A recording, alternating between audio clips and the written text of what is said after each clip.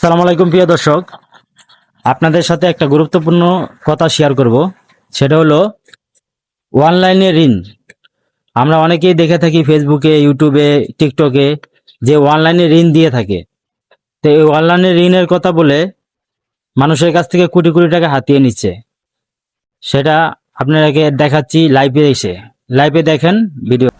ID card জমা দিলাম, বিকাশ select করলাম, নাম্বার কপি করলাম, বিকাশ অ্যাপসে যে ওই নাম্বারটি দিলাম, পরের ধাপে চলে গেলাম, নাম্বারটি সঠিক, তারপর 500 টাকা লিখলাম, এগিয়ে জানা ক্লিক করলাম, পাসওয়ার্ড পিনকোড দিলাম, সেন্ড করে দিলাম। এখান থেকে ট্রানজ্যাকশন আইডি কপি করলাম, এখানে এসে ট্রানজ্যাকশন আইডি জমা দিলাম, ক্লিক করলাম, অভিনন্দন জানালো। কথা ছিল জামানতের 500 টাকা জমা দিলে তার 10 মিনিটের মধ্যে লোন পাবো, কিন্তু আমি অনেকক্ষণ প্রায় 26 মিনিট অপেক্ষা করলাম, কিন্তু আমার লোন আসেনি।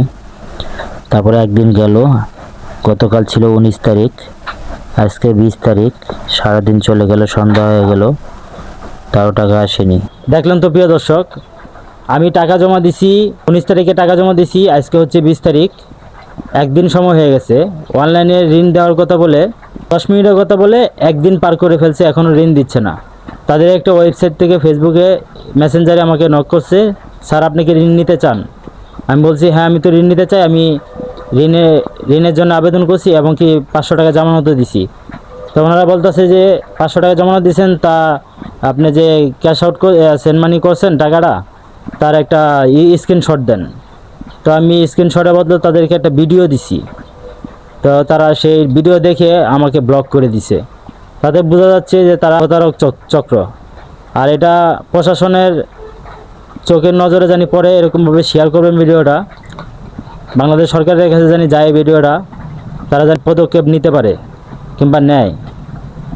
আর ভিডিওটা আপনার আত্মীয় স্বজন সকলকে শেয়ার করে দিবেন, যেন তারাও সতর্ক হতে পারে, এই অনলাইন চক্রের কাছে যেন পা না দেয়।